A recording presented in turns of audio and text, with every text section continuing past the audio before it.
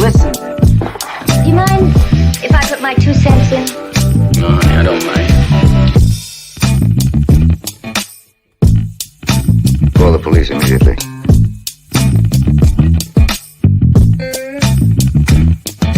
I don't get it. No idea what you're talking about.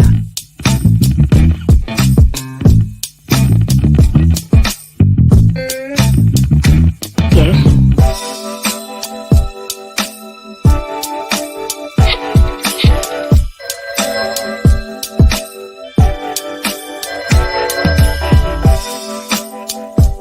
Hello? Hi, stranger. I want ham and eggs and flapjacks with lots of butter and syrup and coffee. I'll take the coffee now. Why have you come with my ring?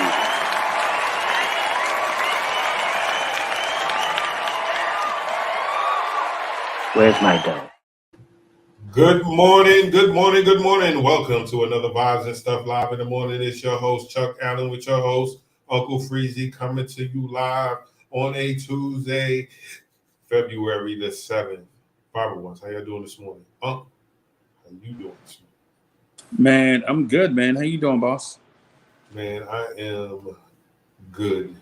I am good Good, man. for the most part. I got some things, but you know, I'll save it for after 10 o'clock. Okay. Oh, all right. all right. Yeah, man. I'm good, man. Feeling good. Still in sunny Orlando. Had a choice between wearing the hood Scully and the Disney ears. So we tried the Disney ears a little bit, rocked it. Not really, but such is life. We go with what we feel comfortable with. That's true. I said go ahead and rock them. Yeah. Go ahead and rock them, but Maybe I do it tonight. Maybe I'll do it tonight at the game. Who knows? Yes, sir. Yeah, man. Speaking of that, let's get this out the way. I know it's a few days before the trade deadline. This is Vibes and Stuff. We usually cover the culture and everything that's going on in society, different conversations, walks down memory lane. But the concern that I have this morning,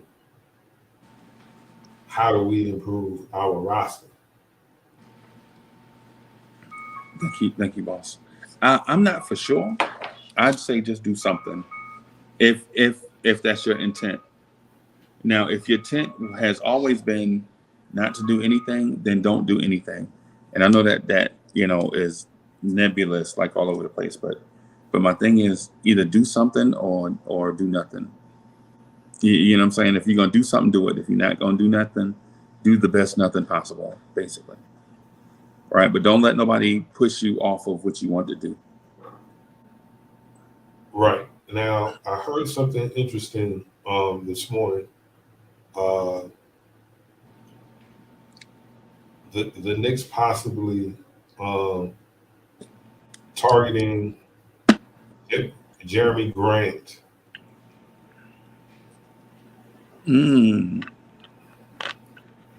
Now, from my understanding, it would be a straight up trade for RJ Barrett. My question to you is, would you do it?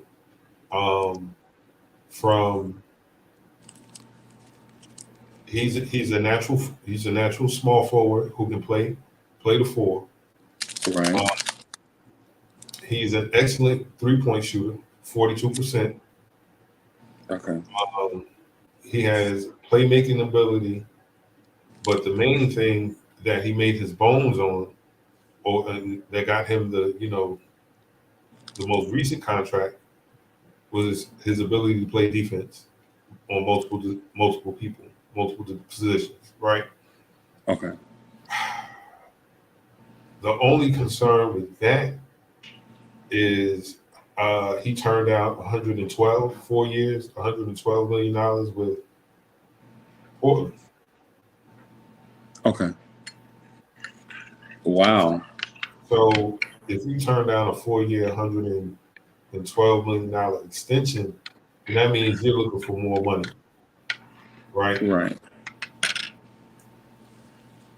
Is he worth more than $120 million? Is he 130 guy?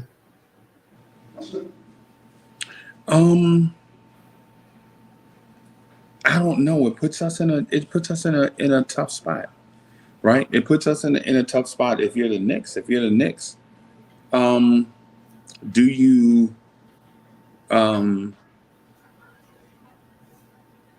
just pay him, or do you let him walk out of the door? If you let him walk out of the door, then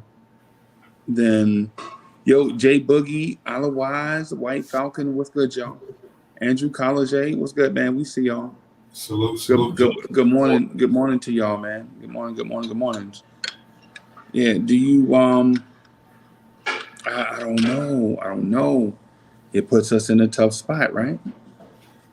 Because my thing is how much do you need a Jeremy Grant? Right. we need a defending shot making wing, a consistent guy. Right. So how much? Yeah. So that's the question. Like, how much do you need a Jeremy Grant, and then two, are you really wanting to part with RJ Barrett? Mm-hmm. You for him? And then even if this deal does not go through, at what point does RJ Barrett get to the point of tired of hearing his name bandied about in trades and stuff? You feel me? And so say if you do execute the RJ Barrett trade, right? With Jeremy Grant. Hey y'all, and welcome to Vibes and stuff, y'all. In the morning, me and Chuck kicking it. I don't know, boss. I don't know. I think Jeremy Grant makes us a stronger defending team.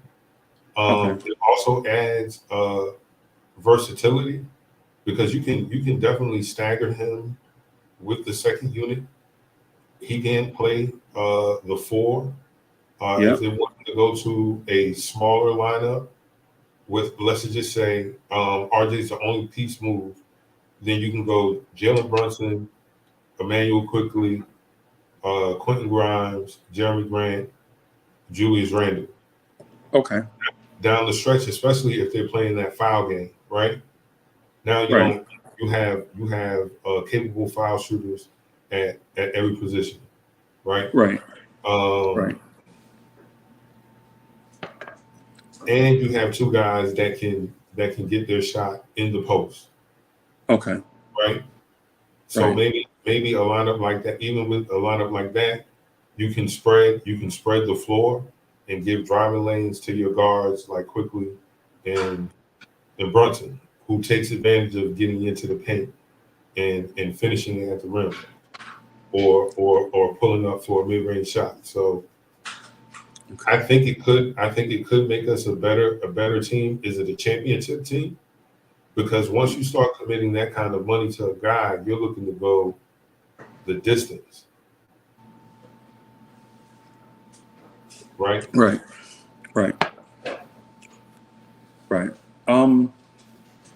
Man, that's interesting, Chuck.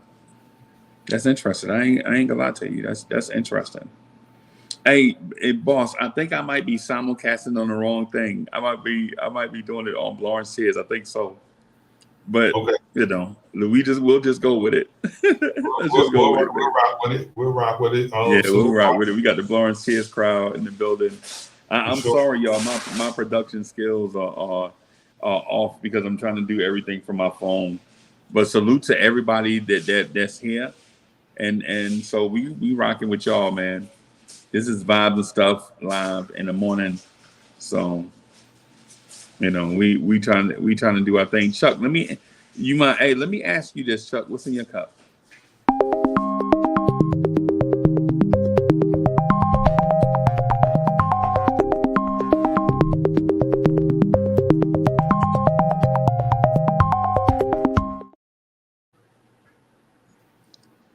Bim, every day. There we Every go. day. Yes, sir. Water and coffee, my friend. Water and coffee. Yes, sir.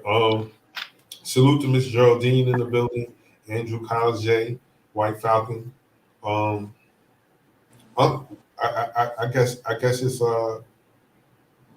it was fate, man. It was fate that you should be broadcasting on Blorange Tears this morning because, man, that was on my mind. And I was like, man, let me get this off early because it Right. was just. Again, I do think he would like the same. I would say the same thing if they traded for Brandon Ingram. Really? Okay. I would because Brandon Ingram, he can play all three wing positions. He can play the point, the shooting guard, and the small forward. And I know that he can do that because we've seen him do it as a starter in all of those positions. With Okay. LA, he was a point guard. Yeah. LA was running him as a point guard. Then once he got to New Orleans, he was playing off guard next to Drew Holiday. Right. Okay. And then they moved him to the three, and he's been playing the three for the last couple of years. So, like, he has the ability to play make. He can knock down shots and defend. One of the things that we talk about is having athleticism and length on the wing. Okay. Both of those guys provide that, right? Right. Brandon Ingram is going to be at his salary for the next at least 2 or 3 years, two. Okay. But like I said, Jeremy Grant at the end of this season will be looking to get paid. And I believe that's an absolute fact if you turn down 4 years, $112 million. Yeah. Right. And so I don't know if we should invest that much into him. But when you look at his statistics, matter of fact, I'll just bring them up. Like I would say they kind of warrant a big contract. Okay. Okay.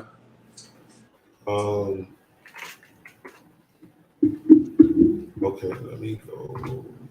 Stats, sports reference. Yeah, man. I don't disagree with anything you said. My only thing is I know for a fact that Uncle Freezie would have a separation anxiety if we traded RJ Barrett. Whether RJ Barrett was an all-time Knick or not, I'm saying when guys you draft get traded away, there is a certain element of separation anxiety. It has nothing to do with basketball. I'm just saying from a fan's perspective, you know, you kind of want to see some of the guys that you pick turn into something special. Right. And with that said, is Jerry Grant something special? I don't know. I think he was a second round pick, I think, that turned into a pretty good player. And my thing is if Jerry Grant is not the long-term answer, then what do you do? Do you have faith that Jerry Grant can do this as a winner? Because Jerry Grant has not been able to perform or put up these numbers in a winning type of culture. You know what I mean? Right. He's been able to put up decent numbers in a winning culture, but he is not able to be the man in a winning culture. Okay. That's a fair point because we've seen that a lot. Guys look great on teams where the that great or so. Right. And then once they're put on that stage where they have to be that guy, they kind of fizzle out. Right. So yeah, I get that. I'm just bringing this up because I saw it and I was like, this would be interesting. I do like his defense. He would be a 6'8" wing. But I don't know if 130, 140, 150, because I believe in the open market he can get like 170 Right. over 4 years. Over 4 years, right? Now we ain't paying. This front office definitely ain't paying that. I don't know about that one. I don't know about that. But Right. what would you be happy with? Would you be happy with us just finishing with the guys we have and whatever that record leads us, if it's if it makes us a playoff team or we miss the playoffs, like you're fine with that? We're concentrating on the draft and moving forward, or are you of the camp that wants to make a move and try to make the postseason?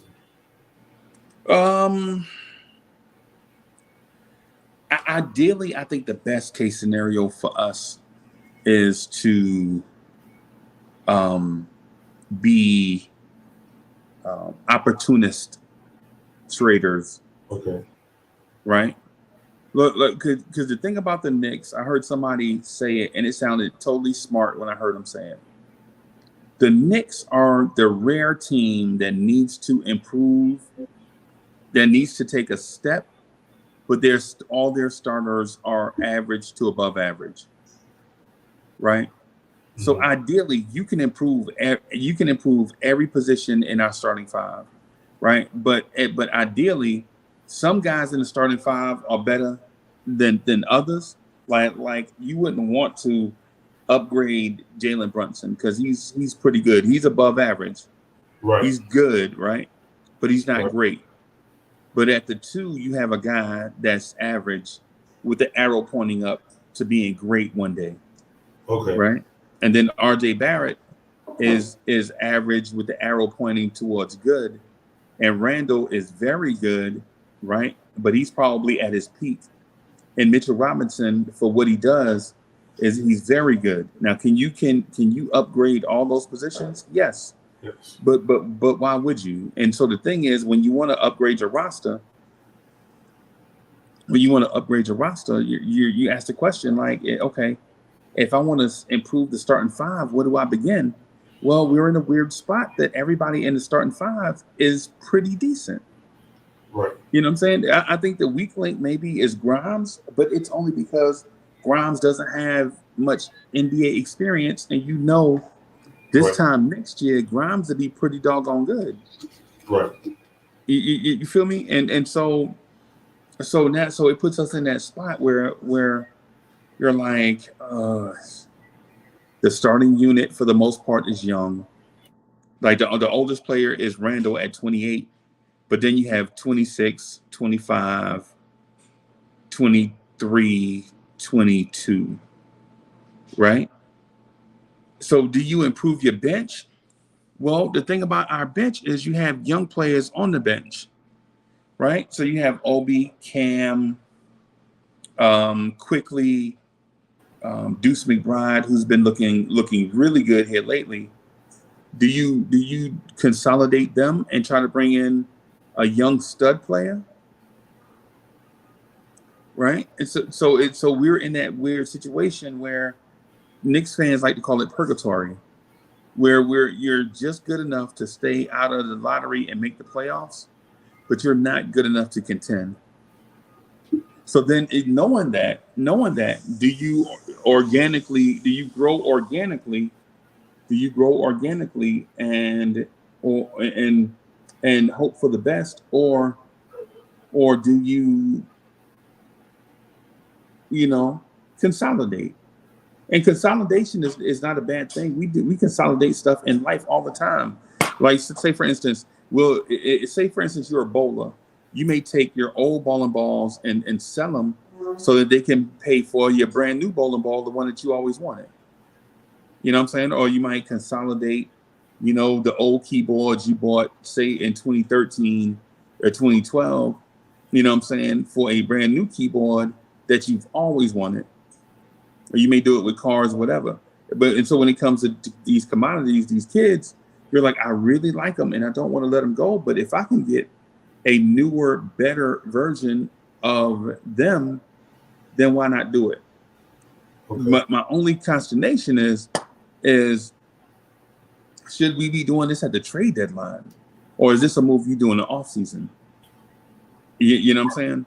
Right. That's my only consternation, because you built chemistry during the season, and the person you bring in, whether that person is a great player or not, that new person and these players are going to need some time to grow and learn each other, some time to develop chemistry that you already had.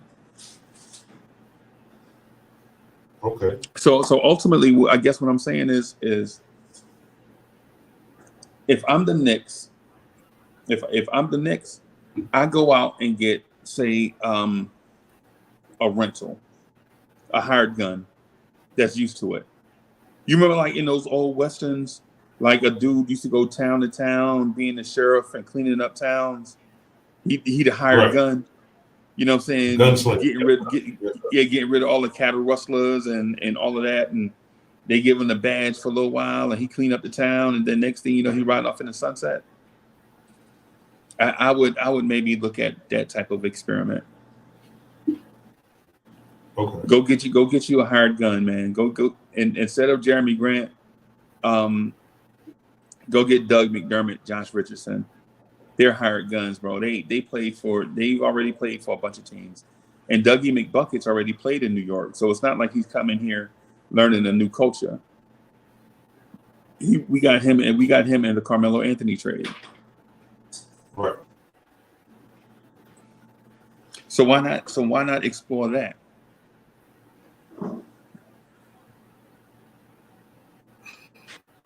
Okay, so it would be leave the starting five alone and concentrate on bringing guys in that can help with the bench. You mean in my opinion? Yes. My opinion, probably not. My opinion is because it's a difference between what my opinion is and what I think the Knicks are going to do. Okay. You know what I'm saying? If, in my opinion, I think what the Knicks are going to do, they're going to do something, right? Because they normally do. They just don't know what. I think Cam Reddish is definitely gone.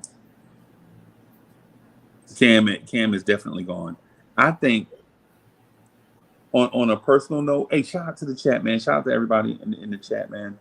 I'm sorry I can't see everybody because I'm doing this remote from my phone, but and it's the reason why I'm botching and messing up stuff this morning. But I think the Knicks are definitely looking to do two things: trade Cam Reddish, get Sadiq Bey. I think that's what they're looking to do.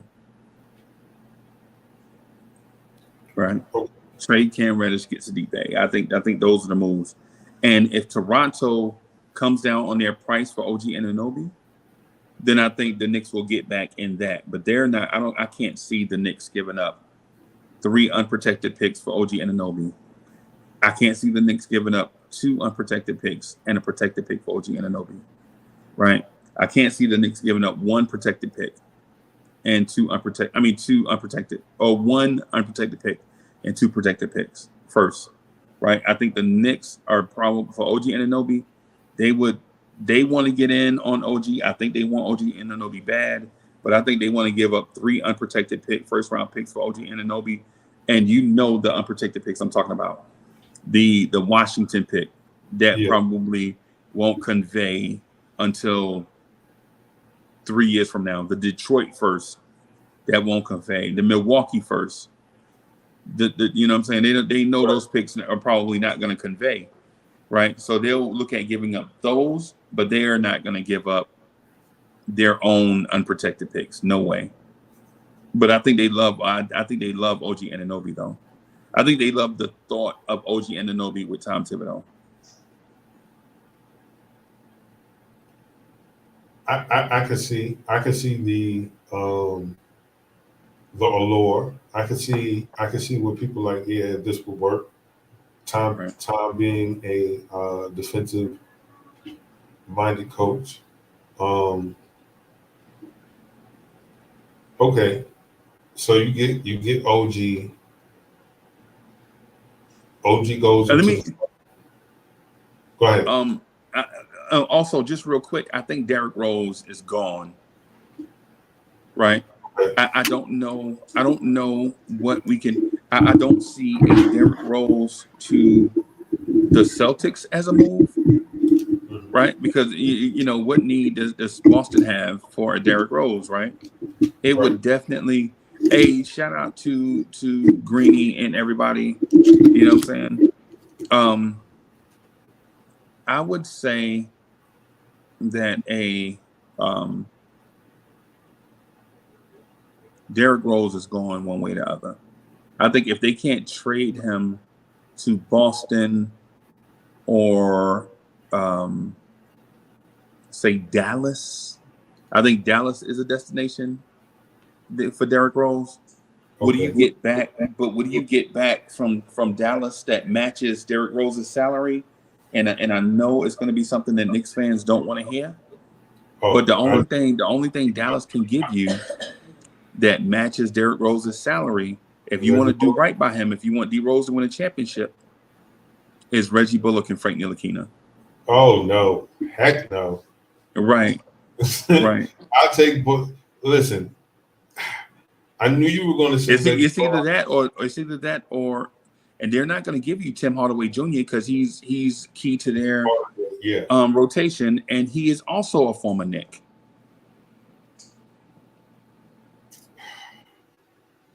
Again, man, this feels like hustling backwards, because essentially what we're saying is we let the wrong guy walk. Doing free. Yeah. You know what I'm saying? Like, okay, maybe you should have let D Rose walk and then paid Bullock. If I understand why Tom likes him, and Tom wants him, because he's essentially, you know, the quarterback or the free safety on defense on the football field. Like they get everybody lined up. Right. They send out the calls. Reggie Bullock got people in the right places. He made sure Julius was in the right place, or he was pushing him to the right place. Like, yo, you need to be over here. You need to get here. Like a different type of floor generalship versus what a point guard would be doing. Like he's the extra coach on the floor. Okay. I personally cannot forgive a guy traveling on a fast break when we need these points. Yeah. Like we need the these touchdown, points. The travel. Yeah. There was. Yo, don't lie. Me and Hoodie Cav was laughing about. I was laughing about that on the telephone with Hoodie Cav. Hoodie Cav brought it up to my, because I told him the Green Mile story. Remember the Green Mile story I told last week about the 6'10" guy in Atlanta asking me to help him carry his bag? And Hoodie Cav laughed. He was like, yeah, that's the same weekend Reggie Bullock caught a 60-yard touchdown and walked into the end zone. Reggie Bullock, man, on the biggest stage in years, caught a fast break by himself and didn't dribble and took 11 steps. Reggie Bullock should be embarrassed. It's embarrassing, man. Yeah. And guess what? That's just one play. And I can get over that. But Reggie Bullock comes back. What does that mean for a guy like Quentin Grimes? Does he start to steal minutes for Quentin Grimes? Because you know Tibbs like playing guys with experience. Tibbs does like playing guys with experience. So You bring back Reggie Bullock. Okay. I don't want to see Quentin Grimes go to the bench for Reggie Bullock. No, I do. Will it happen? I don't. Will it happen that way? I'm not for sure. Will it happen that way? I'm not for sure. But Chuck, listen. Hey y'all, everybody, listen. Hey, thank you for watching Vibes and Stuff. We're rocking on Blorange Tears, and so Blorange Tears crowd, thank y'all for hanging in there, because this is our morning lifestyle show.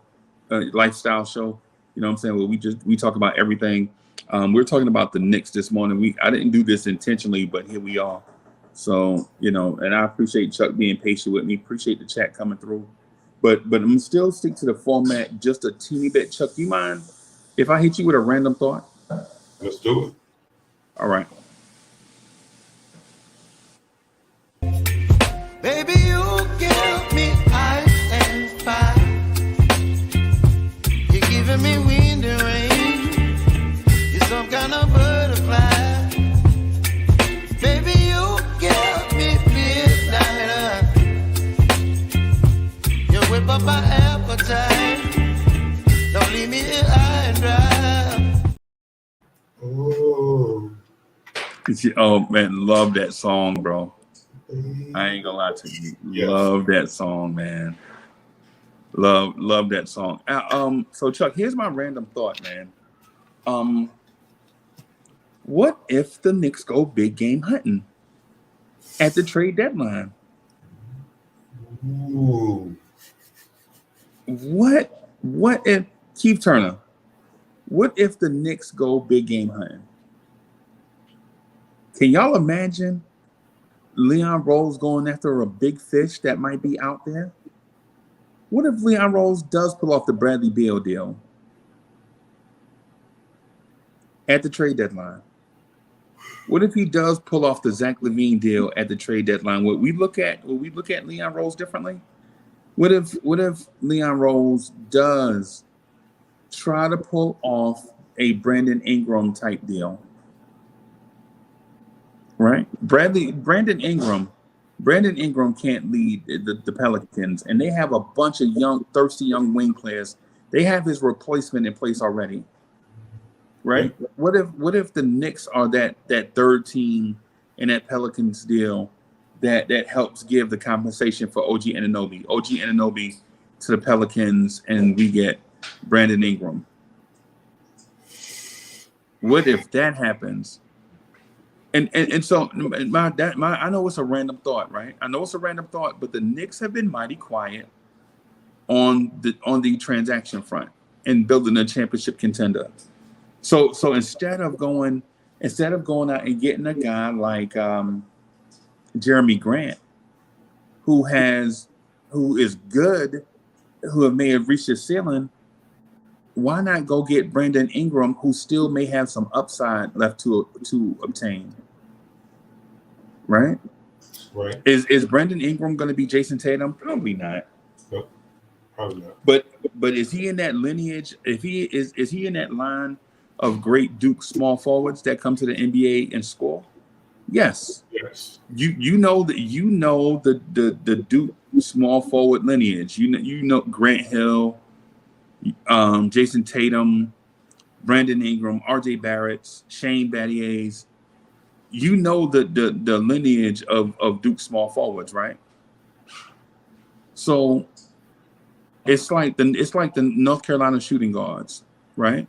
You already know all the great North Carolina shooting guards: Danny Green, Reggie Bullock, Wayne Ellington, Vince Carter, Michael Jordan, Shammond Williams, all the great shooting guards from North Carolina. Brandon Ingram is in that thing, and Brandon Ingram still has upside. The price that you may have to pay right now may be at an all-time low, so why not take the risk? That's my random thought, y'all. Chat, tell me what y'all think. Chuck, what are you thinking with that weird early morning, pre-9 o'clock random thought?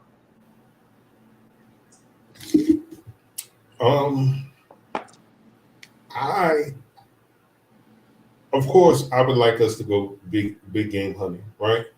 All right. if they made a move like that,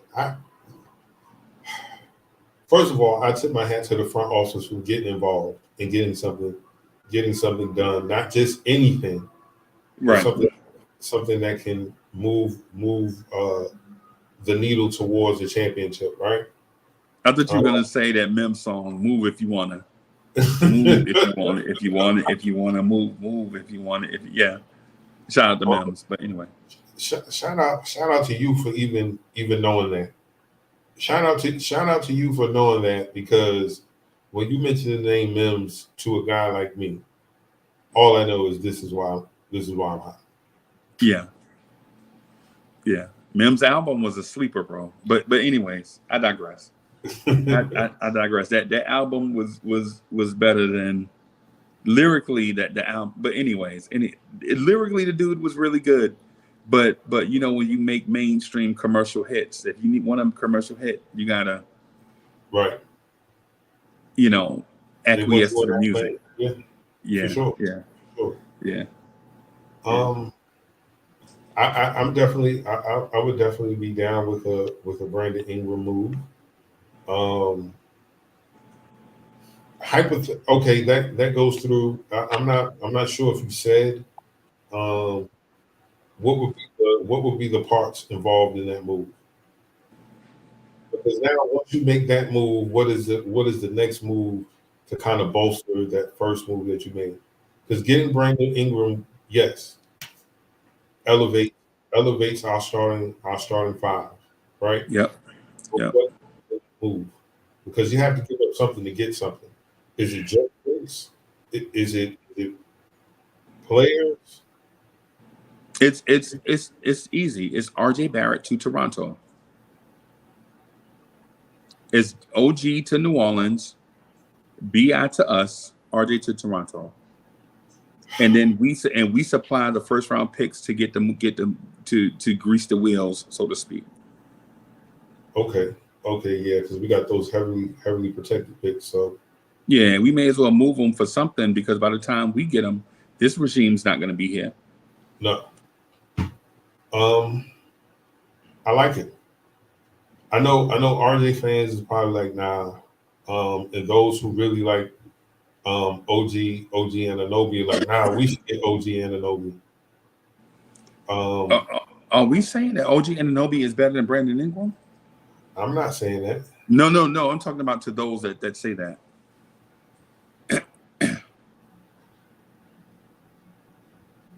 To those that want OG Anunoby over Brandon Ingram, are we legit saying that or thinking that guy is better than Brandon Ingram or has more upside? I question that. I don't know what the answer is, but I definitely question that. Pelicans ain't trading Ingram. They might not. Who you talking about, the Pelicans? I'm reading some of these comments. Like, y'all be taking hard stands on hypothetical conversations. Like, we don't know.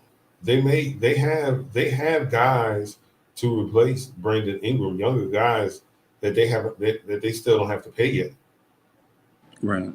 You know what I mean? And like they have a couple of guys on the squad making $30 million.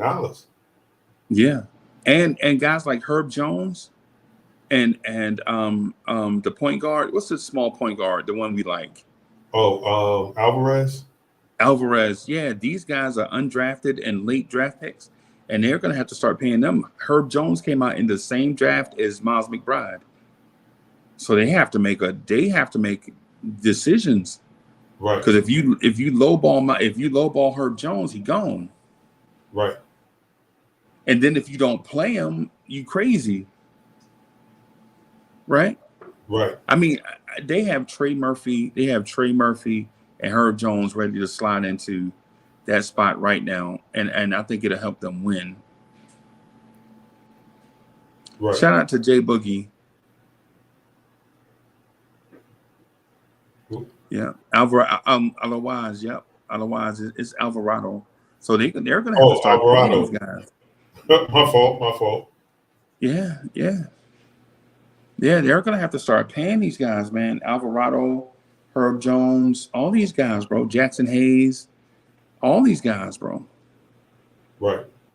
So they would be probably um, willing to move on from a $30 million contract because they'll be able to Yeah, pay at least two or maybe even three of those guys with that particular salary, right? right. Yeah, yeah, Um,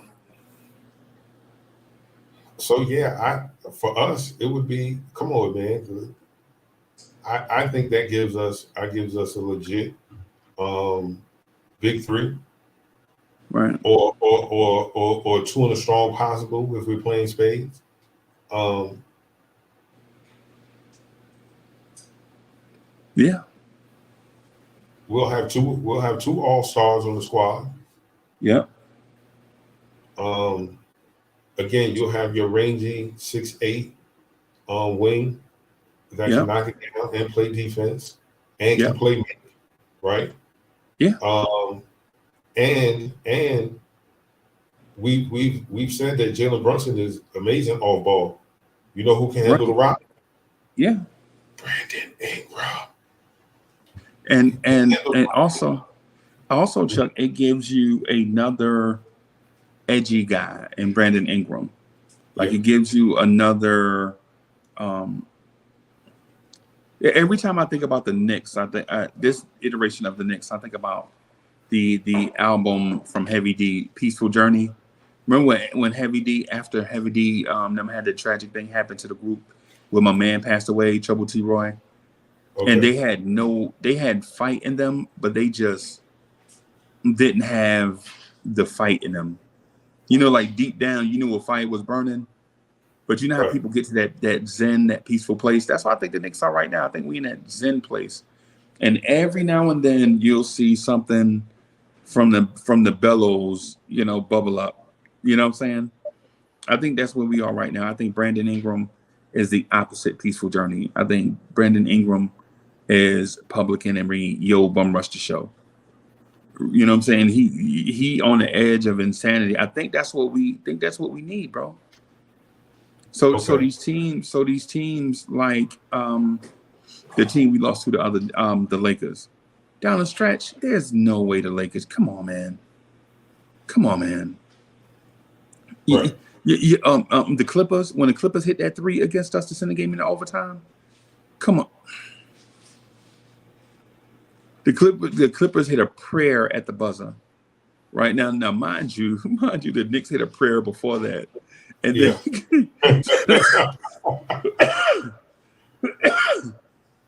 then, but I think Brandon Ingram is probably what we need more so than what I'm saying in OG Anunoby at this point, and quite frankly, I think their defense is similar in this moment. Right. Okay. Like I'm definitely on the Brandon Ingram train if that presents itself. I think. Are you willing to? How do you feel about RJ Barrett though?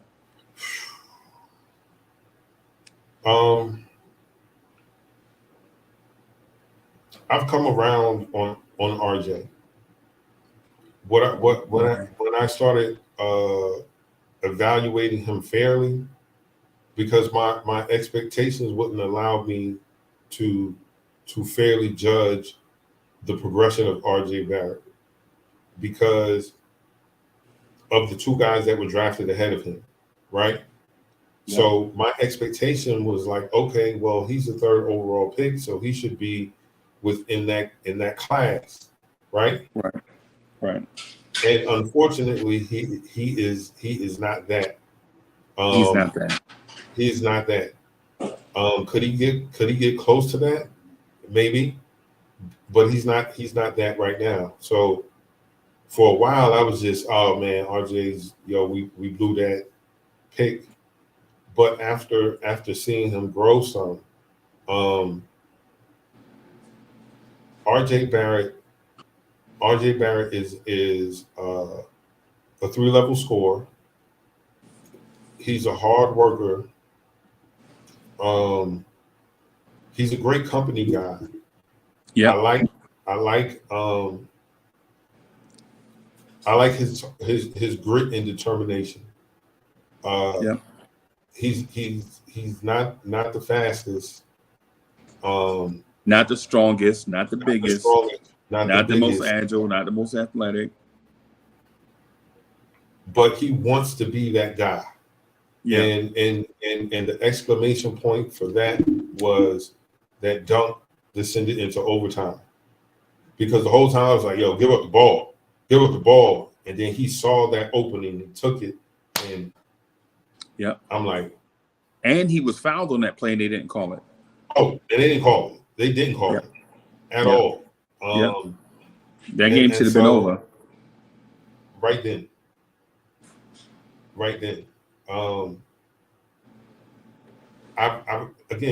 I appreciate RJ Barrett because, yo, man, this media, fans, we can be tough on players, very tough.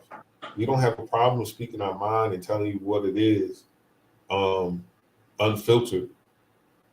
Right. And it seemed like every year he went and worked on those things that we talked about. I'm saying all of these great things because part of me is like, yo, I want to see where if it can get better. But then part of me is like, man, I think this is it. I don't think it's going to get much better than this for this kid. So right. Maybe, just maybe, you might need to move sooner than later. Okay. Because guess what? We won't be able to keep saying the same things we're saying right now that we said 2 years ago about him after he's 2 years into his new contract, $100 million contract. Well, he's a late starter. He needs a couple games to get going. Nah, not for $100 million, bro. Yeah. Well, that contract start next year. Right. Yeah. Right. That's what I'm saying. I'm saying what we're saying about him now, like, okay, he has these flaws or maybe holes that we're not looking at him like the guys that were in his draft class. Right. If we're saying the same thing about him 2 years into that new contract, then it's 2 years too late. Because now the rest of the league knows for sure. Yeah. Oh, he not that dude. Right.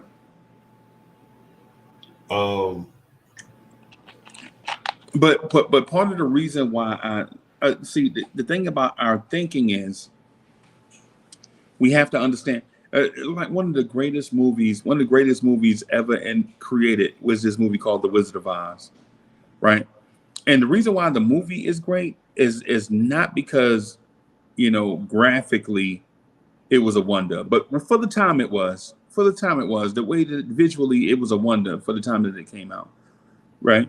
But part of the reason why The Wizard of Oz is great is because it forces you to think from multiple perspectives in the way that people go about their lives, the way they deal with stuff. Like you got this stiff, rigid guy who doesn't want to move and things around him are going on, but he's stuck in place. And then you got the guy with all the ability in the world and all the assets in his palm. And he just afraid of everything. If I do that, what if this happens? I'm scared of mice. I'm the and then you got the other guy who wants to be something, but he's built out of nothing. Every time the wind blows, he fall apart. You know what I'm saying? Right. And so the reason why I bring that up is because of the RJ Barrett conversation. We can be a lot of people are the scarecrow, the straw man with the RJ Barrett thing. Like every time they say something about RJ, everything around them fall apart because when you start pointing out RJ Barrett's strengths and weaknesses, all of his strengths and weaknesses boil down to one thing. RJ Barrett won't pass the basketball. And until he changes that, his athleticism don't mean nothing because Luka and Jokic are two of the best players in the NBA and they are not athletic at all. right? Look at Jokic. He's not super athletic, man. He ain't even in shape. You know what I'm saying? Look at Luka. Luka is not a great athlete, but he does stuff from his point of attack, right? Right. And so we say that about RJ. RJ's not athletic at a small forward. I get it. You don't have to be athletic to thrive in this league. One of the greatest players to ever play was the opposite of an athlete in Larry Bird, right? Everything boils down to RJ Barrett's mentality. When you catch the basketball, will you share it? Right? And RJ Barrett will not share it at a high enough level to make all his other moves threatening to a defense. They know when RJ catches it, RJ Barrett's going to shoot. Right. You know what I'm saying? So it don't matter what. As soon as RJ catches it, prepare your defense for RJ Barrett coming to the lane or shooting. You know what I'm saying? And when teams know that, teams know you're absolutely one-dimensional, yes, you don't have to have a fancy defense. Just tell your guys, hey, stay right here. Don't. I know Grimes will be open in the corner, but RJ not passing it out to him. You know what I'm saying? I know Brunson will be wide open on the wing, but RJ Barrett will see him, but still won't pass it. You know what I'm saying? And so until RJ Barrett, because the thing is, when you compare RJ Barrett to Julius Randle, right? We often say that the Knicks have 3 power forwards in the starting lineup: Jalen Brunson, Julius Randle, and RJ Barrett, right? All of them like to do. All of them are like to do power forward stuff, right? And my thing with RJ Barrett is they know Brunson will pass, and Brunson averages 23 points a game easy. They know Randle will pass. He's averaging 25 points a game easy. RJ Barrett, on the other hand, is taking the same amount of shots, shooting a lower percentage, lower from 3, I think lower from the free throw line maybe.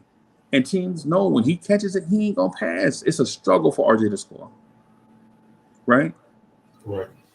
So with all that, with all the knowns and unknowns out there about RJ, if RJ Barrett just simply, Chuck, were you there when I did the Kobe Bryant no pass season? Like Kobe Bryant had a season where everybody knew he was going for the Jordan, right? He wanted to average 37 like Michael Jordan. He said so early in the season, or alluded to it early in the season, right? And even in that season where Kobe Bryant shot every shot just about for the Lakers, his assist percentage was 25%. RJ Barrett, in a season where he barely averaged 20, his assist percentage is 12.5. So he passed the ball less. He passed the ball less than Kobe Bryant in a season where we knew Kobe wasn't passing. When the whole league knew Kobe wasn't passing, RJ Barrett passed the ball 50% less than that. You know what I'm saying? And he stays in that area. And to be a superstar in this league, to be in chat, I'm not bashing RJ Barrett, right? What I'm saying is this is an obvious RJ Barrett flaw. And those that understand like the team concept and things of that sort, you understand what I'm saying. Y'all know in a team concept, sharing is caring, right? In order to become an NBA superstar in this league, the place that RJ Barrett wants to go, you have to have at least a 20% and up assist percentage. You have to. Yes. You have to. And RJ Barrett stays around somewhere between 12 and 14.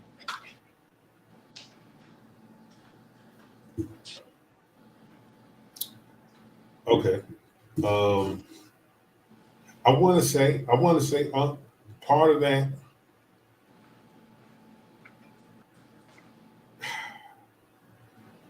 I wanted to shoot him some bail and be like, yo, man, part of that is because, for the most part, is Jalen Brunson and Julius Randle, Jalen Brunson, then Julius Randle. So when he gets the ball, he's not concerned about passing. That's one thing. Like, if he didn't get it in a couple times down the floor, you see it in his eyes, like, nah, RJ about to take this one. And so I feel, he forces some. I do agree with you. Defenses know how to set up for him, but don't get it twisted. He is a 3-level scorer. He can score in the paint. Yeah. He can score in the mid range with his push shot floater, right? And he's starting to take those little mid range jumpers, and he can knock it down from outside. DSJ had a saying, and then I hope I'm quoting it right. RJ Barrett is a one-dimensional 3-level scorer. You know exactly what's coming. Like there's no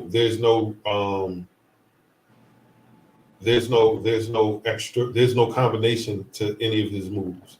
Like you know exactly when this Euro step is coming. You know exactly how it's coming.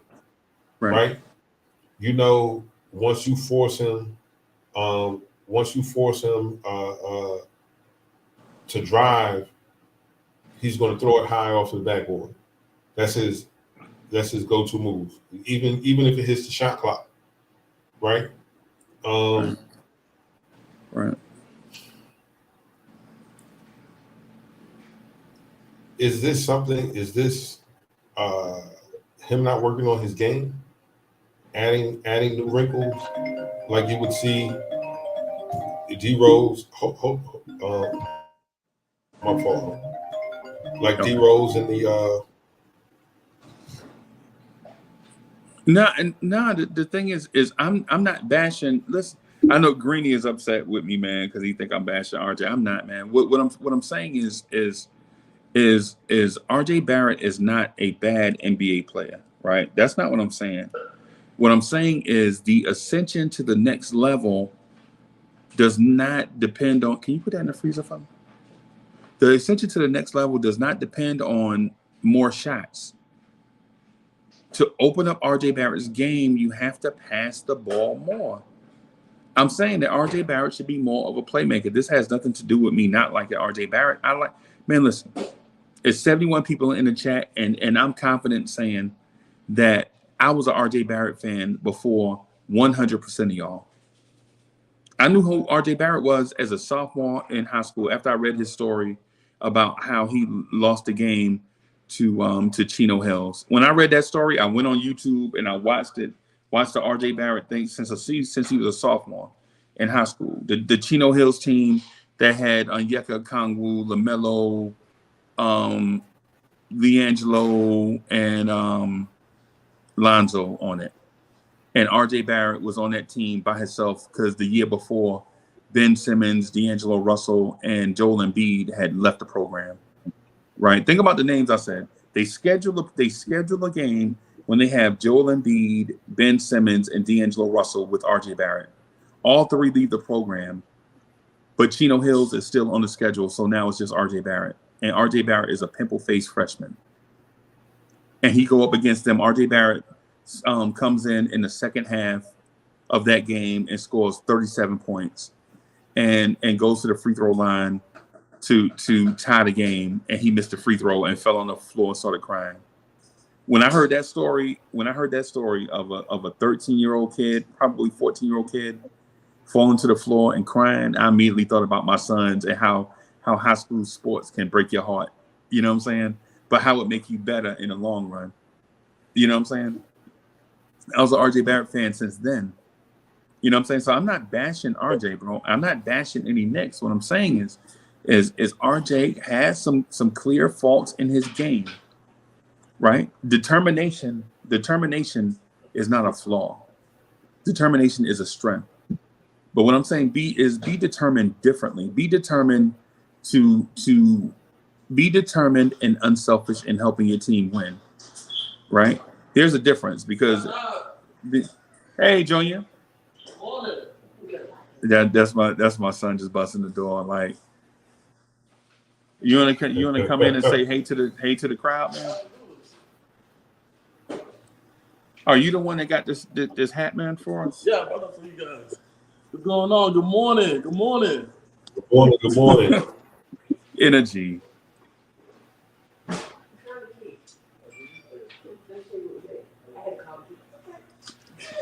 So, but the RJ point that I'm making, the RJ point I'm making is you can impact winning in different ways, right? You can the teams knowing when RJ catches the ball, they know what he's going to do. they could just set up and be like, "Hey, it's just 5 against RJ," right? You gotta Right. be able to help others, or depend or rely on others to help in team success. You don't always have to be the hero, right? So that's what Right. I'm saying. I think that RJ Barrett missing the free throw against Chino Hills is like a blessing and a curse. It's the drive that got him to where he is right now, but it also probably may have made him too self-reliant. You know what I'm saying? Like the only way we can win is if I do it. You know. Yeah, but you have to be that caliber of player, though. You know what I'm saying? You have to have that mentality. Yeah.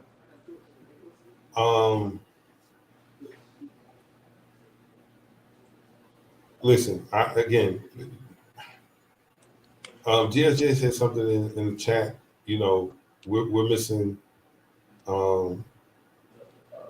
What was it? Let me quote it. Let me quote it right.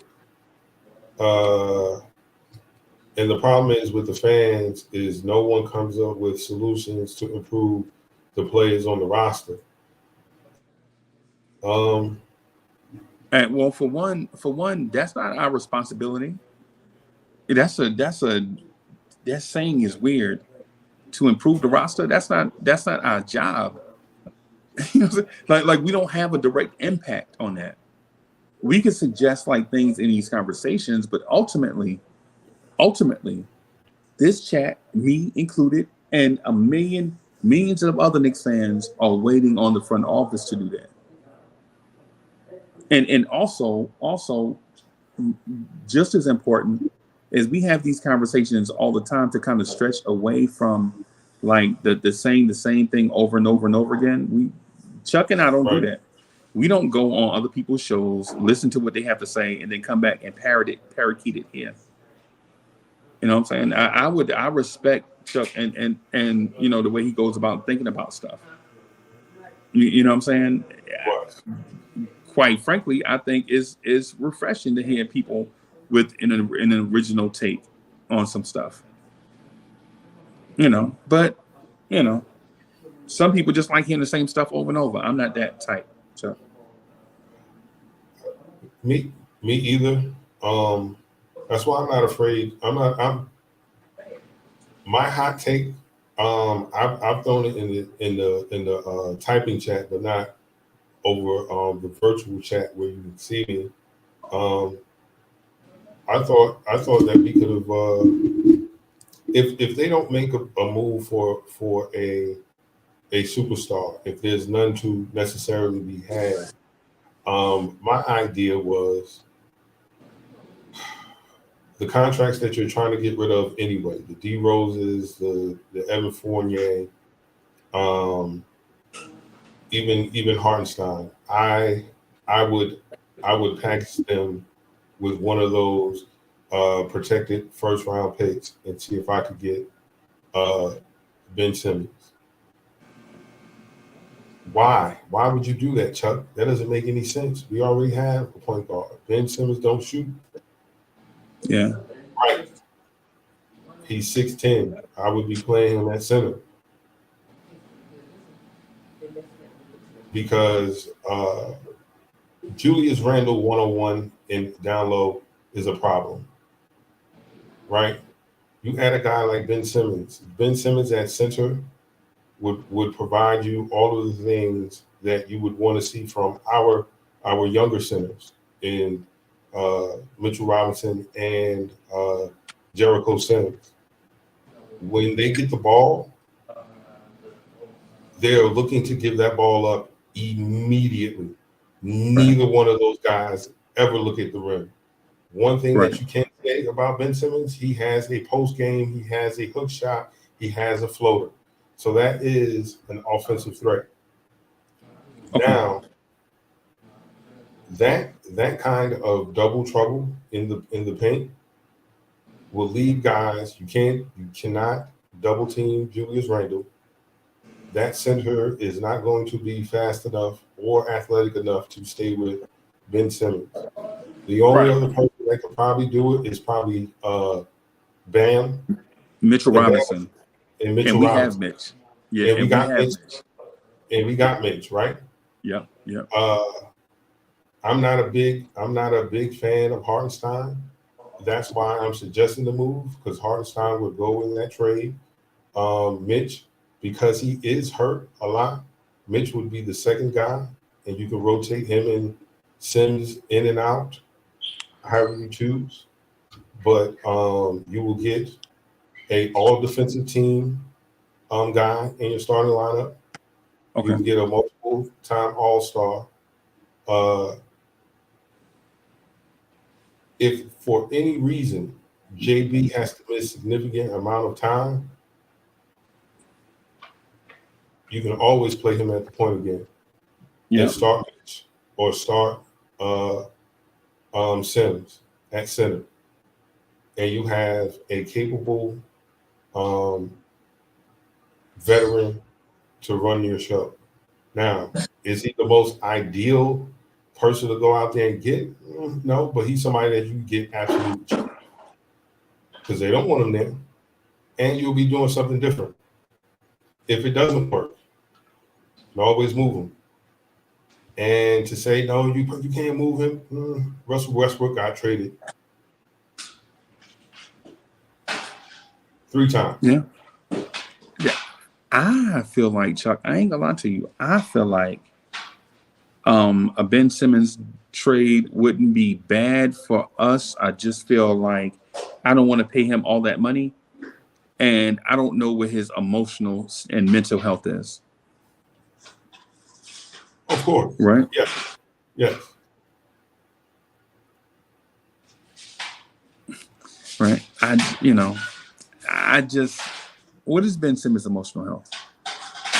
And if a tough-skinned, thick-skinned dude like Randall can come here and the crowd can get to Randall and drive Randall crazy, imagine a dude that's a raindrop on a leaf. Like Randall has been like the nut that was hard to crack. You bring him to New York, and we cracked him like nothing. You know what I'm saying? A dude like Randall, we bought him, man. We cracked Randall in a year. Imagine Ben Simmons, bro, in a day. You know what I'm saying? Because as soon as he get here, he ain't gonna play the first 10 games. We're gonna be mad, right? And then it's gonna be some fake injury we don't know nothing about. Then when he get on the floor and pass up 2 3-pointers, we're gonna start booing. You know what I'm saying? Absolutely. Yeah, man. Hey, shout out to the chat. Shout out to Tony and Ron from Still Knicks fans, man. Shout out to everybody in the chat, man. Miss Geraldine, DSJ, and others. I'm sorry, I'm not able to produce the show. Kind of like y'all know what it is. I mean, we visit, we out of town visiting, doing, So we're gonna see Greenie and Adam earlier. So later on in the day, Greenie and Adam and I plan on doing a joint on Blorange Tears where we you just hang out and chop it up. But yeah, for those that think I'm bashing RJ, man, don't be so sensitive to RJ, right? The thing is, when you say RJ Barrett's name, sometimes people get utterly offended because they feel like all certain Knicks channels do is bash the young talent. That's exactly the opposite of what we're doing here. Right. The thing about it is, in order for RJ to get better, RJ has to correct this one thing: pass the ball, RJ. Jeez, I mean, is it sold to your hand? Is it glued to your hand? Is it crazy glued to your hand, RJ? Come on, Chuck. You remember the crazy glue commercial with the construction worker? It had the hat on. He was stuck to the. You remember that? Yeah. Anybody young enough to remember that? The crazy glue commercial. Yeah, when he was stuck to the beam. Yeah, stuck to the. Yeah, RJ, is the ball stuck to your hand like that? You know what I'm saying? Yeah, RJ, pass the ball more. You don't have to. And so Chuck, I was about to go there. You know me and music. You know how music and I hold hands in life, right? Yes, sir. I was about to tell RJ Barrett, you don't have to be a star, baby, to be in my show. Right. Right. RJ Barrett, you don't have to be a star. Jigga's in the building. What's good, man? Salute. Jigga, hey, Jigga, man. We love y'all stuff, man. Love y'all stuff. Y'all keep doing y'all thing, man. Thank you for coming through, showing love, man. Appreciate y'all, man. Love y'all stuff. I'm assuming y'all will probably be coming on at about 11, right? Yeah. So shout out to Jigga and them. So yeah, man. But Chuck, yeah, I'm not bashing RJ, man. All I'm saying is ultimately for RJ to take that next step, be a role player? he's got to open up that road. Okay. Oh, Monday, Wednesday, Friday. Oh, okay. I see you, Jake. Okay. I see you.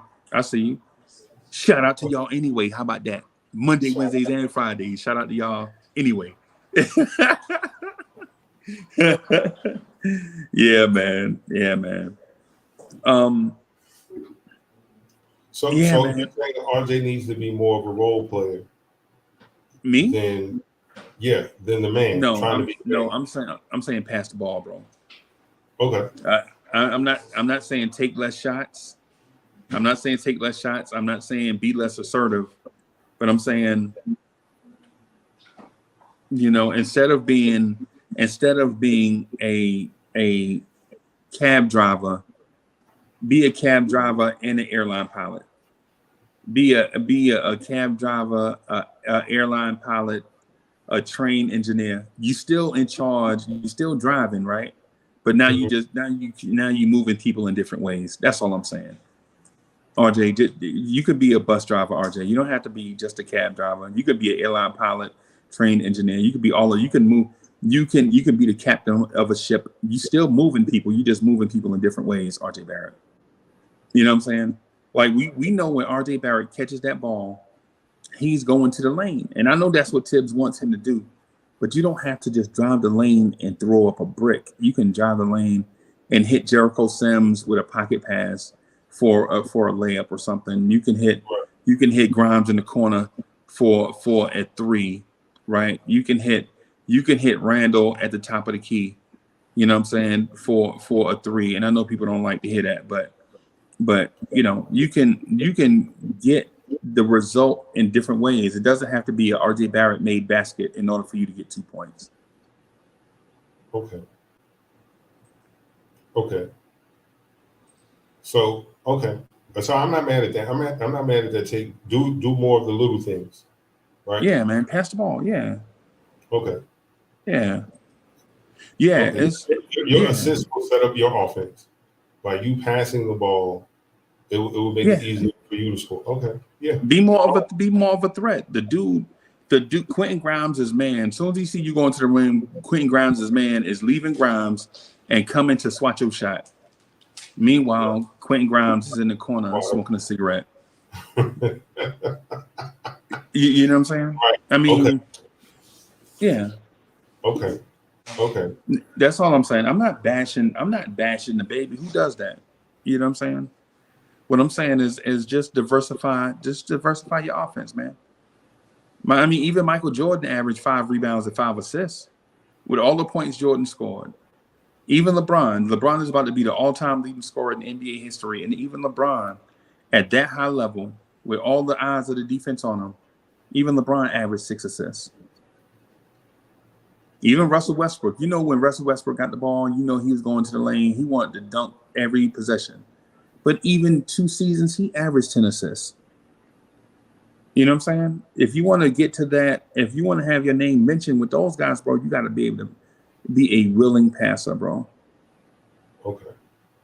That's all I'm saying. Even think about Julius Randle at power forward. Julius Randle, and when I say this, I know people are gonna, fly off the handle, but Julius Randle is putting up Chris Webber type numbers right now, right? Putting up Chris Webber type numbers. Yeah. 25, 11, and 5, right? Yeah. Putting up Chris Webber type numbers, right? But even Chris Webber passed the ball, bro. Yep. Now, mind you, Chris Webber had better teammates to pass it to. That's why his numbers are inflated. But he did that, though. Right? I say Randall's doing the same thing, man. Jokic, look at Jokic. Jokic is passing the ball. Right? how can you say Joe? How can Jokic, be the league MVP with limited athleticism like RJ Barrett? And I'm not saying that RJ Barrett is Jokic. What I'm saying is how Jokic got to be where he is he's a willing passer, a very willing passer. There's so much so that you can't even double Jokic because he'll find the open man. Can RJ do that?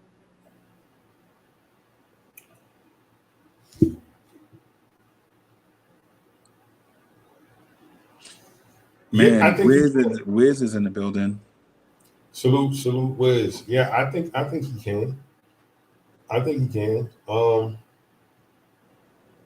When you're a young player, man, sometimes you have tunnel vision, but that comes along with experience, gaining that awareness and court awareness and being familiar with the guy, knowing that you have shooters on the wings, knowing where they're at when you drive. I think that comes with experience. Right. But I think you should have that in the fourth year, though. Or start with that, right? Okay. Greedy said you going for blood. Nah, man, I ain't get Greeny. Man, no, relax, bro. Relax. We're not going for blood. We just saying RJ needs to pass the ball. That's it. Like, I'm not saying his shoes are ugly, bro. Come on. I'm not saying RJ signed with Puma. I'm not doing petty stuff like that. I'm not saying RJ only got a 33-inch vertical. No, I'm not doing that. All I'm saying is pass the ball, man. Pass the ball. That's all I'm saying. Pass it. And for those keeping score, you can look at whatever resource you want to look at RJ Barrett's assist percentage and then compare it to players that are on his level, right? Like compare it to a third year Paul George, a third year Kawhi Leonard, a fourth year Devin Booker, and guys like that. Compare it and look at their assist percentage, and look at that step up in ascension. The only difference between RJ and those guys is their assist percentage gradually climbed as they handled the ball more and more. So, yes, but anyway, Chuck, I don't know how we got into like 30 minutes of RJ Barrett not passing the ball, man. I don't know either. One last topic, and then I'll leave it alone. Obi Toppin. Oh God. Does he stay or does he go? Is he worth moving?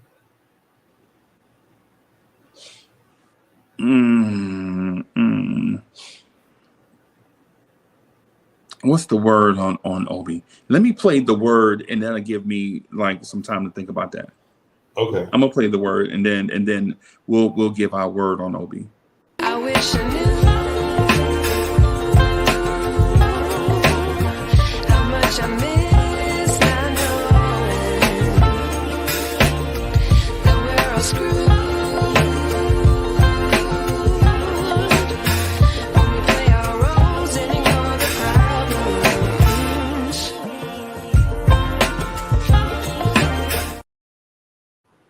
Okay.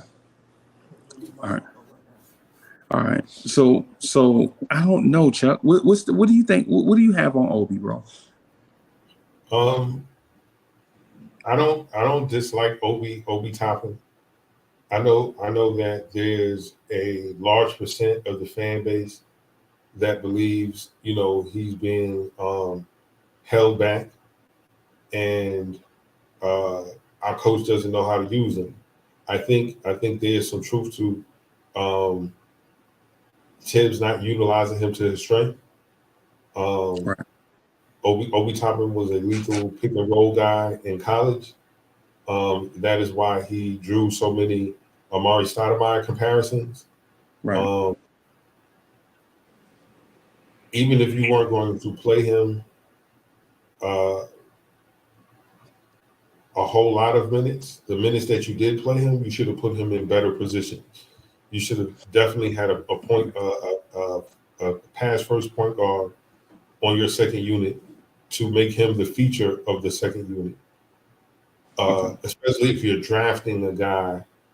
What do you went 8th or 9th? 8th. 8th. Right.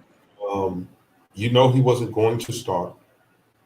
I know a lot of people say, "Oh, well, we didn't know Julius Randle was going to have, his breakout year." He shouldn't have had it with us. If you drafted Obi at 8, yeah, he should have been moved draft day or at the deadline before we even got to the draft. If you knew you were going with Obi Toppin. So I can't really fairly assess Obi because I don't think they've used him correctly. From an offensive standpoint, I don't think they used him correctly. Obi is not a corner 3 guy. Like he's not a spot up shooter. He has the ability to but it's not like, oh snap, Obi's out there by himself. What? We're not saying that. So if you're not going to play the guy with intent, then trade him. Let him go somewhere and flourish somewhere else. I think okay. So here's the word from me on Obi, bro, because I like what you were saying, and I don't want to copycat it, right? Man, it's starting to warm up outside, huh? Okay. Yeah, man, I gotta come on. But oh, okay. But yeah, so here's the word from me on Obi. Obi is not Amari Stoudemire. And I know some people are gonna be blown away. Oh my God, no, man! But if you get a pass first point guard, he can. No, stop. Obi Toppin is Robert Horry. Let's solve this right now on Obi. Right. When you look at Obi's advanced stats, and I know, you know what I'm saying, people don't want to hear. People hate the term advanced anything, right? Right. But when you look at Obi advanced numbers, this dude can defend the new power forwards in the league. These dudes that are like 6'8", 220, jump out the gym, may hit a 3 or 2. You know, Obi on Jeremy Grant, I take that matchup all day, right? And I know Jeremy Grant will probably still score 25 on like 20 shots. I like that efficiency though, right? Let's stop saying that Obi is going to be Amari, right? And say Obi is what he is. Obi is a Swiss Army knife type of 3-4 small 5 that when given the opportunity to be that, Obi, I think, will thrive. I think he and Randall can play together, right? I think he and Obi can play together, you know, when the opportunity presents itself. Only if Obi is expected to be Robert Horry. When we expect Obi to be Zach Randolph, I think we pipe dreaming, right? Obi is never going to be that physical presence on the inside that's going to dominate inside. He's not going to be that. That's not who he is, and don't expect him to be that. Think when you see Obi, you should think Derek McKee, Robert Horry, Detlef Schrempf, somebody like that. That's what you should be thinking. Like a big guy for his size that has physical advantages. Like Detlef Schrempf, he wasn't the fastest, but he had short area quickness where he could just get by a guy, and before you know it, the dude's trailing him, even though he's not really that fast, right? So if we start to develop Obi in that Robert Horry type role, where you have 2 featured players on the floor, and Obi can get an open look for three, I like Obi in those situations. Right? I like Obi in those situations. I like the Derek McKee, Charles Smith role, for the lack of a better name, the Charles Smith role for Obi. Go out there and defend big threes, fours, and small fives. Right?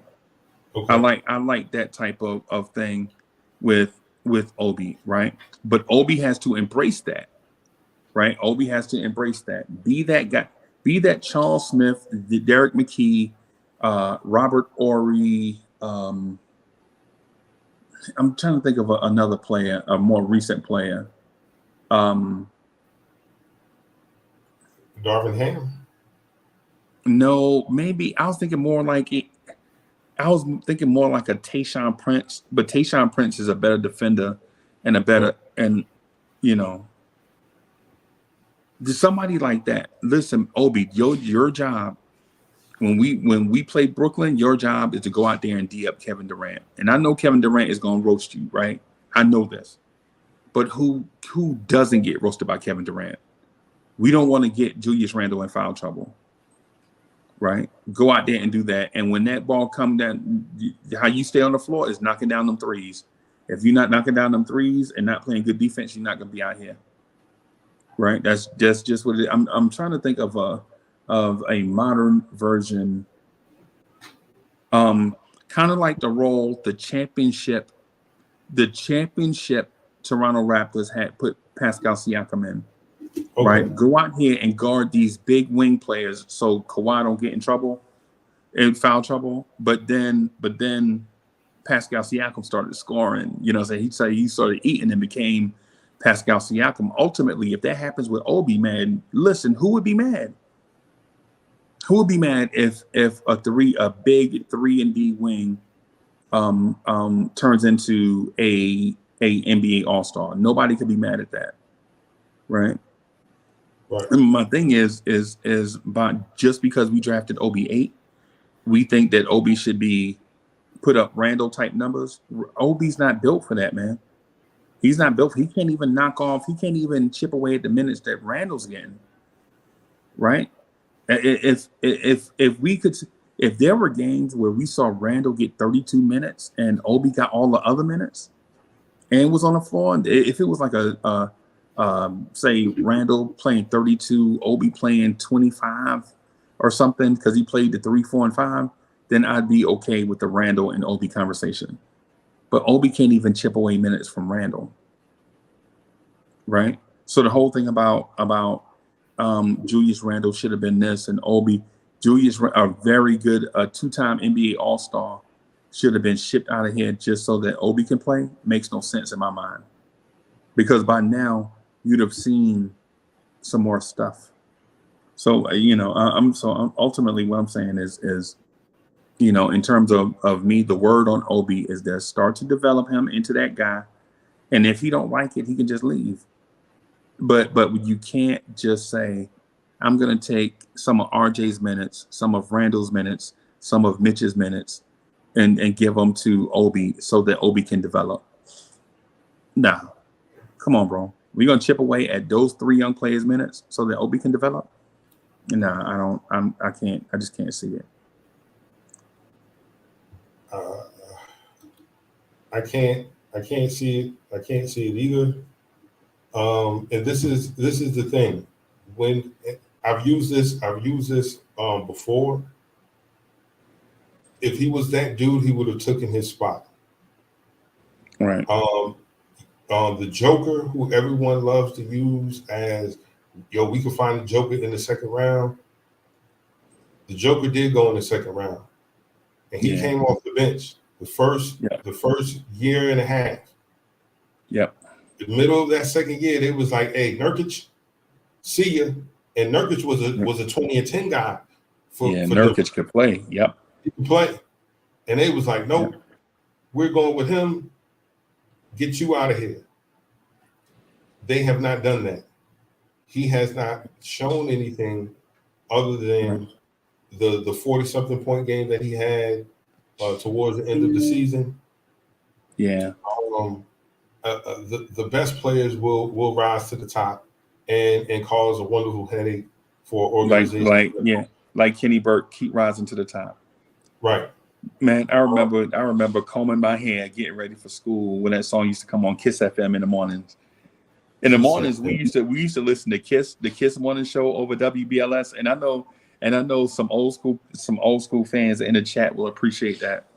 Getting ready for school, listening to Patrice Rushen and Kenny Burke on Kiss FM in the morning. Keep rising to the top. Give it all you got. Yeah, man. So Chuck knows. So we do vibes and stuff live in the mornings, man. It's more like lifestyle stuff. Like, you know what I'm saying? Like getting you. I remember my little sister used to plait my shag at night.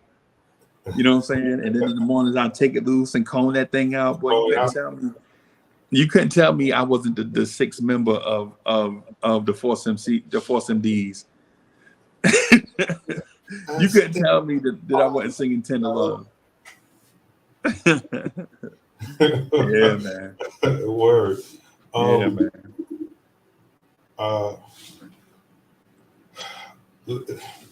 Listen, man. I say move the guy. I don't think he's. I don't think he's. I think he could be a solid player, but I don't think he's going to be what some of y'all are saying in the chat. Because if that was the case, he would have done something. Right. Like made it hard for you to be like, oh man, maybe we have to give this guy more minutes.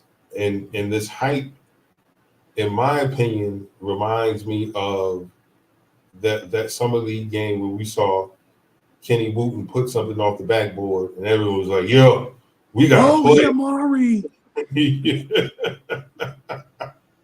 And where's Kenny Wooten now?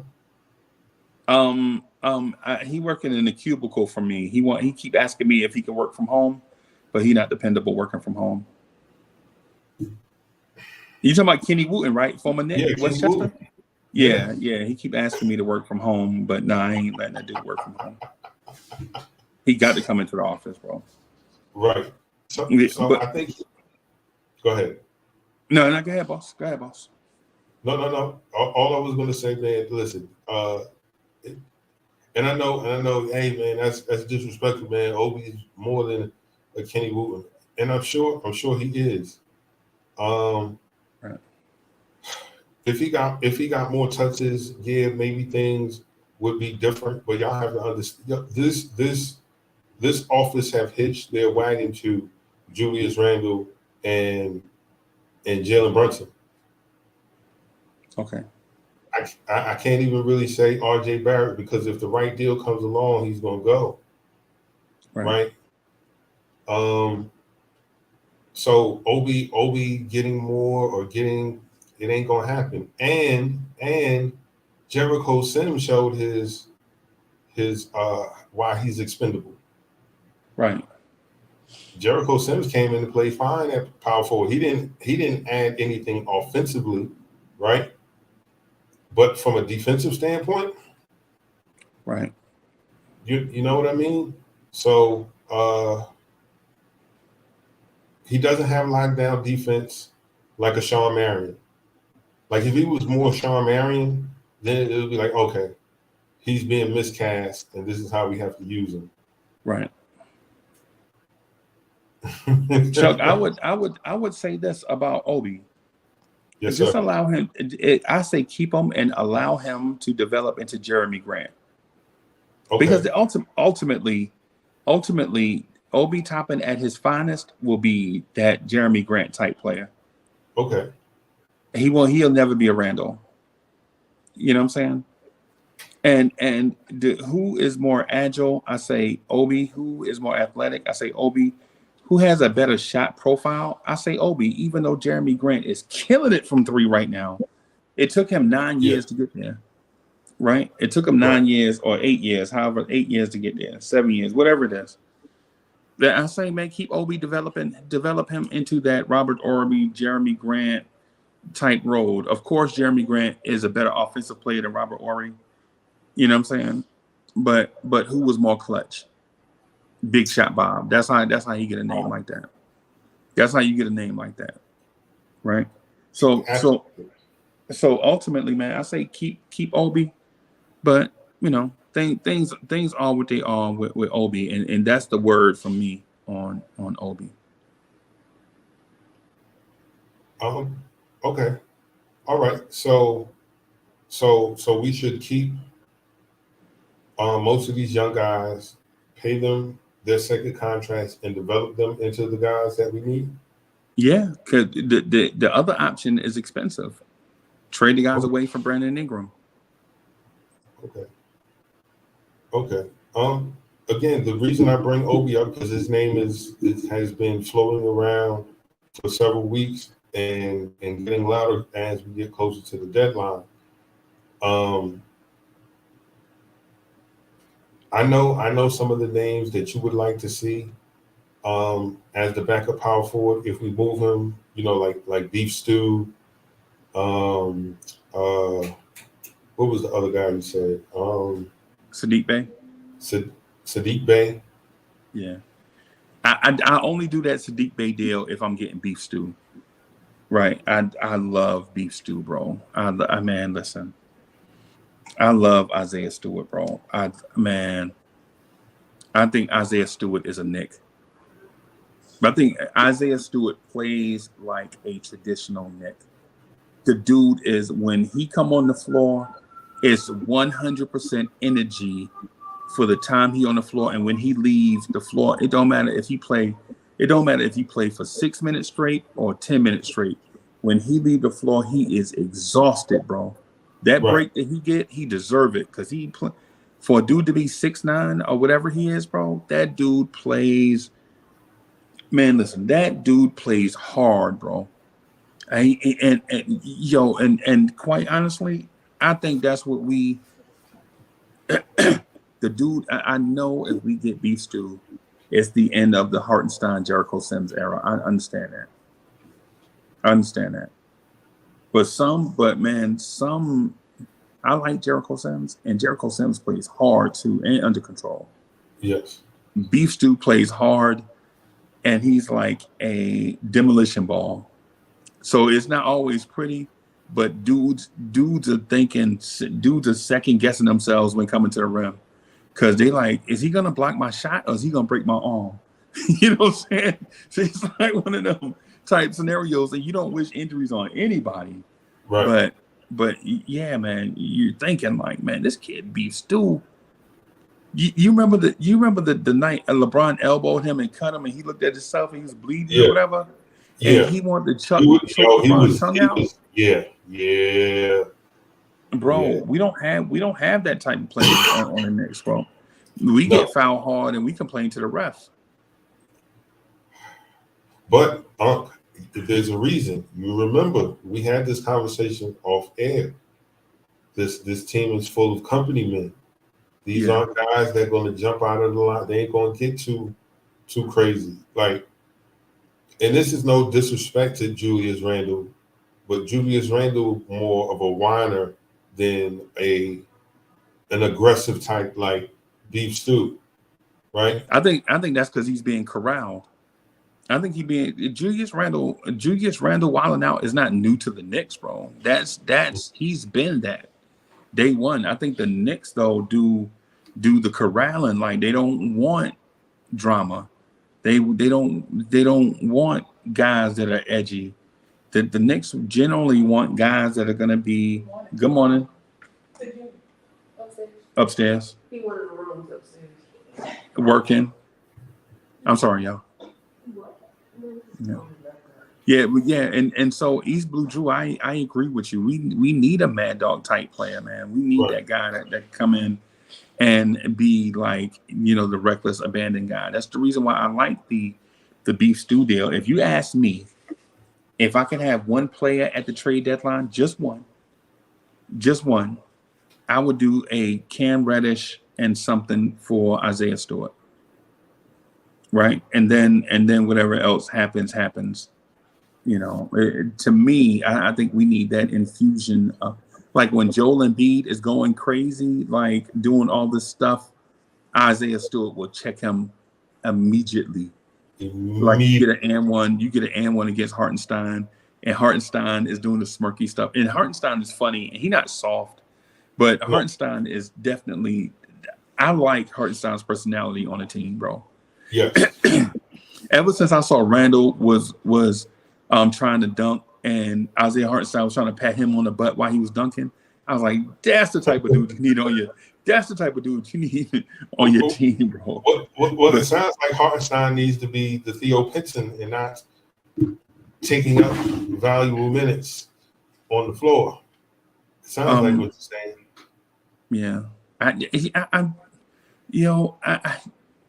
feel you. I still like Beef Stew, though, bro. I just think we need that injection of toughness to take us from being a cute little playoff team to a team that'll make noise. Like right now, I think we're a cute little playing team, with a short point guard. It's a great story. Oh, his dad is on the coaching staff, and they doubted him, and he's short, and he's the little engine that could. Mm-hmm. It'll take us from that story. You know what I'm saying? The whole Julius Randle's son is how does a 4-year-old boy understand so much basketball? And look at him, he's so adorable. It'll take us from that to the Knicks are here. Like, we're not here for storylines. We're here to win. Okay. So, hey, Chuck. Hey, so the family's starting to get up and stir, man. I'm gonna have to get out of here so that we, you know what I'm saying, yeah. So hey, everybody, listen. I'm gonna get out of here. Thank y'all for watching and hanging out with Chuck. Hey, Chuck, I'm gonna hit you up in a little while, okay? All right. All right, y'all. Thank y'all for watching. Yep. Peace, y'all.